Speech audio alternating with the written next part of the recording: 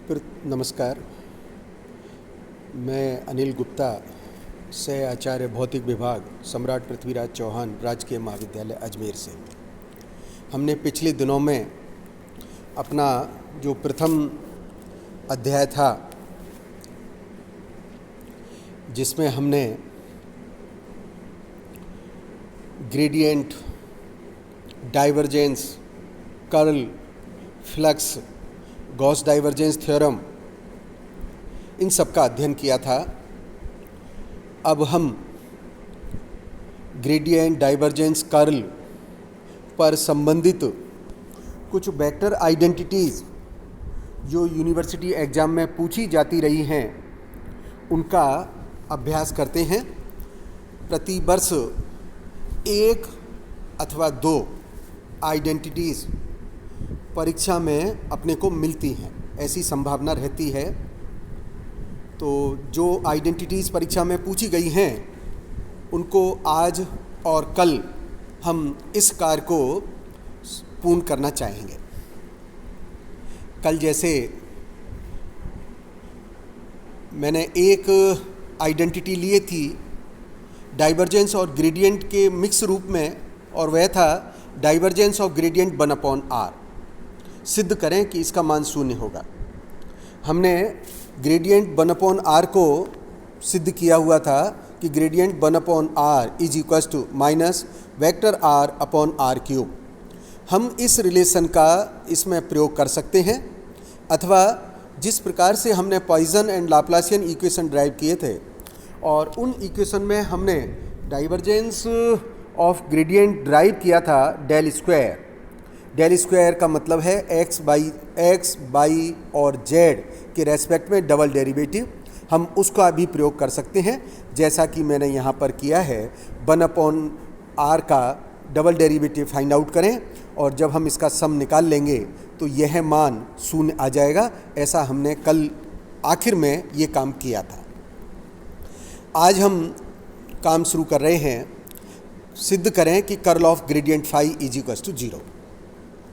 आपको ध्यान है कि जब कभी किसी स्केलर का ग्रेडियंट लिया जाता है तो यह एक वेक्टर बन जाता है, और हम किसी भी वेक्टर फील्ड का फिर कर्ल निकाल सकते हैं।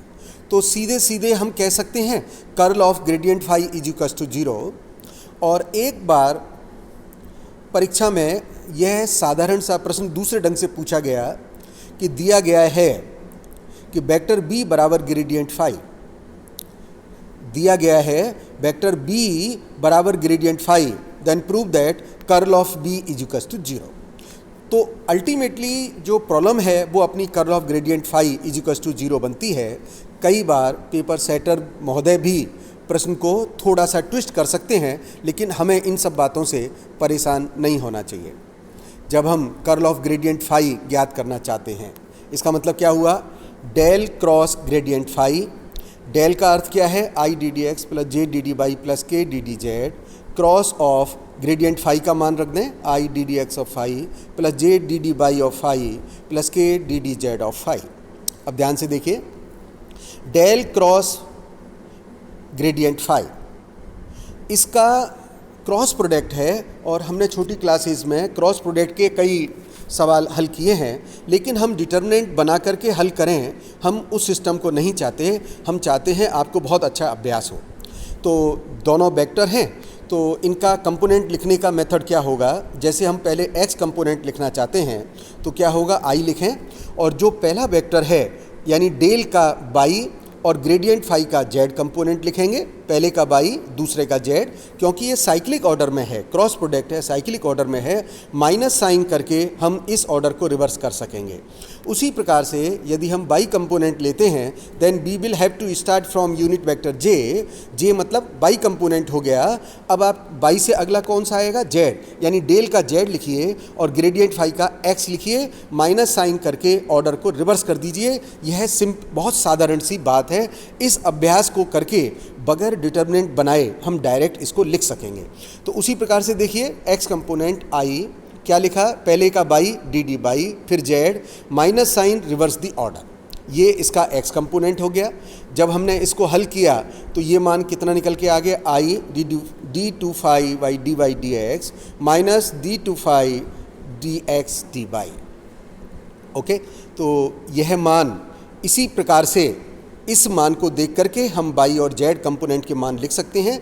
जिस प्रकार की y घटक के लिए मैंने j unit vector d2phi dz dx minus d2phi dx dz तथा z कंपोनेंट का मान लिखा है unit vector k ddx of d phi y dy minus ddy of d phi y dx।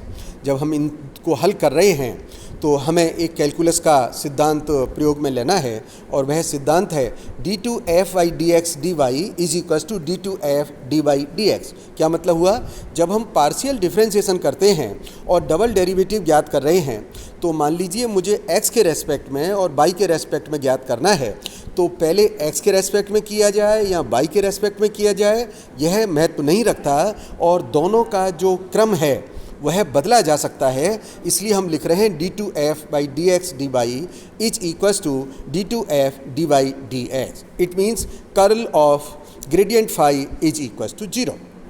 इस प्रकार से ये साधारण सा सवाल है जो परीक्षा में पूछा गया है। इसी के बिल्कुल समांतर अगली आइडेंटिटी है डाइवर्जेंस ऑफ कर्ल ए। सिद्ध करें divergence of curl A is equals to 0 होगा। तो जिस प्रकार से हमने कर्ल का कार्टेशियन कोऑर्डिनेट में मान निकाला था उसके x, y, z घटकों में मान लिखा जा सकता है। x घटक मान को यूनिट वेक्टर i के साथ व्यक्त किया जा रहा है, यूनिट वेक्टर j के साथ में y कंपोनेंट आ गया, यूनिट वेक्टर k के साथ में z घटक आ गया। ध्यान दीजिएगा पुनः, z घटक जब हम लिख रहे हैं तो z के बाद कौन सा आएगा, x, पहले का x दूसरे का y, minus sign reverse the order. जब हम y कंपोनेंट लिख रहे हैं तो y के बाद कौन सा आएगा, पहले z फिर x minus reverse the order.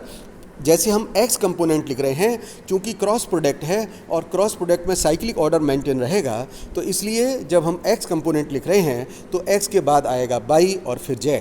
इस प्रकार से ये तीनों कर्ल ए का मान लिख लिया गया है। अब हम डाइवर्जेंस ऑफ कर्ल ए ज्ञात कर रहे हैं।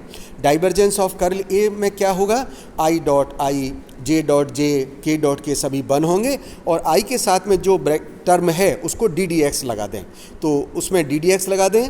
यहाँ पर हमको j के साथ में dd बाई करना पड़ेगा और इसके साथ में k डॉट के वन हो जाएगा और इस ब्रैकेट पर ऑपरेटर जो लगेगा वो ddz लगेगा।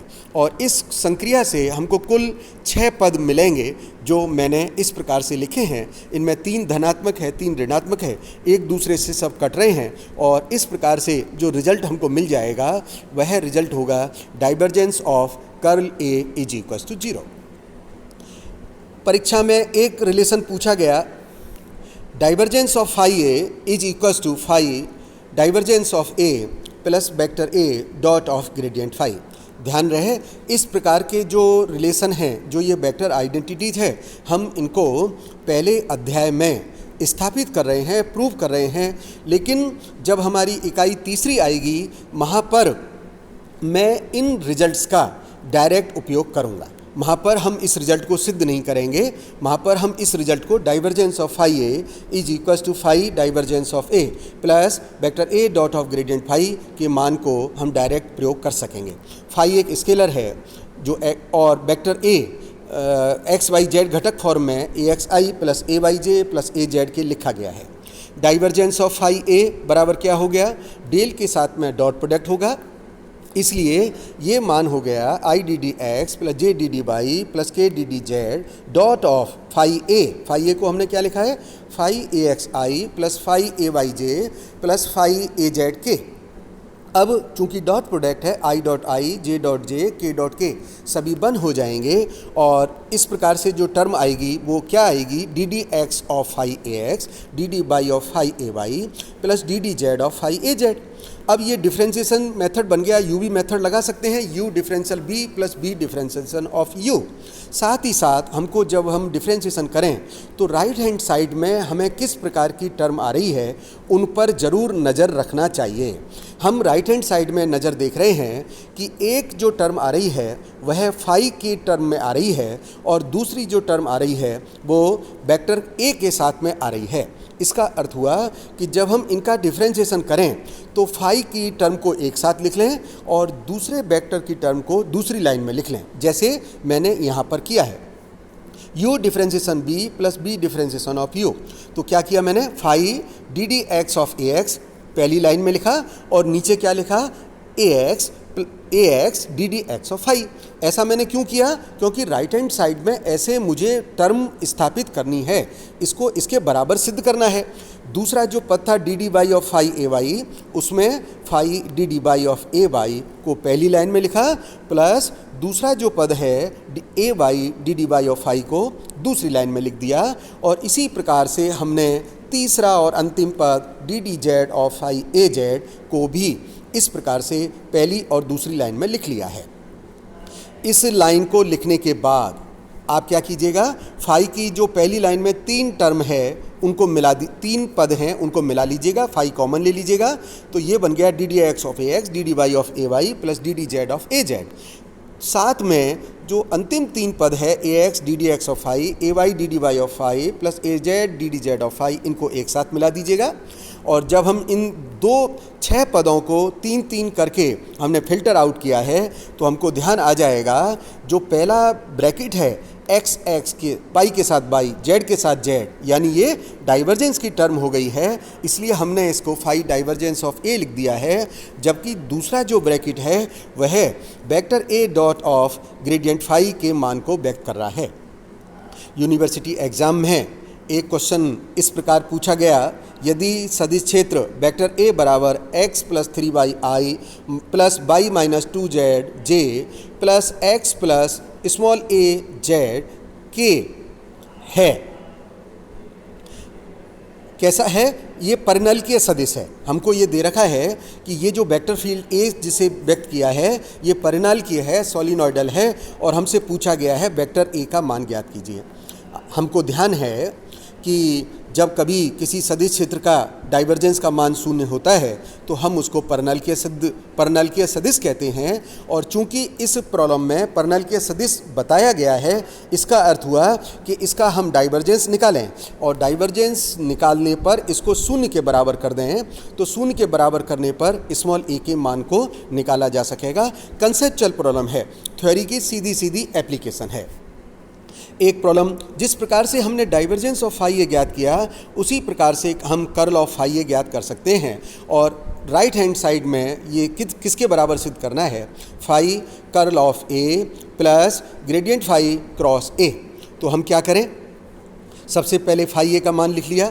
फाई ए का मान लिखने के बाद कर्ल ऑफ फाई ए, बिल्कुल पहले की तरह काम कीजिएगा। जैसे एक्स घटक लेना है तो डेल का बाई फाई ए का जेड, तो ब्रैकेट में टर्म आ गई I d d y of phi A z minus d d z of phi A Y.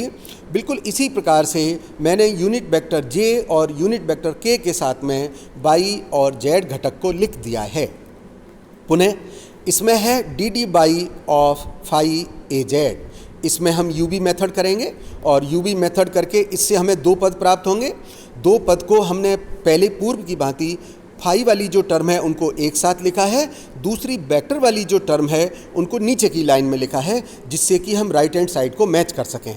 तो इस प्रकार से ये d d y of phi A z minus d d z of phi A y, पहले से 2 पद फिर 2 पद और इस प्रकार से कुल 12 पद आ जाएंगे। फाई के संबंधित जो टर्म है उनको हमने 3 पदों में 3 ब्रैकेट में लिख दिया है, जबकि रिमेनिंग को 3 ब्रैकेट्स में लिख दिया है। और ज़रा ध्यान कीजिएगा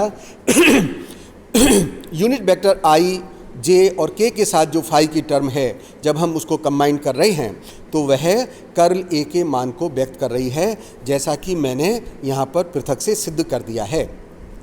दूसरा जो टर्म है अंतिम 3 कोष्ठक में वह मान ग्रेडियंट फाई क्रॉस ए के है।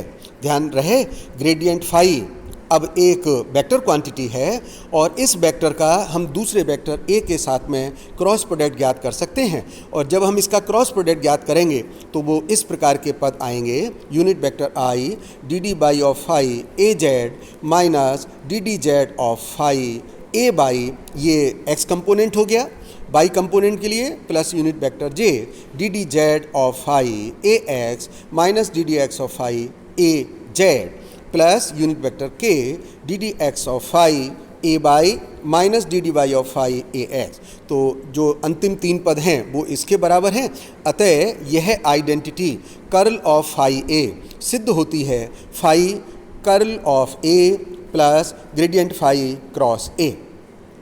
परीक्षा में 3-4 आइडेंटिटीज और पूछे गए हैं, उनको हम कल अभ्यास के लिए हल रखते हैं, उनको हम कल सिद्ध करेंगे। और इस बात को कह के यहाँ पर मैं आज अपने व्याख्यान को विराम देता हूँ। धन्यवाद।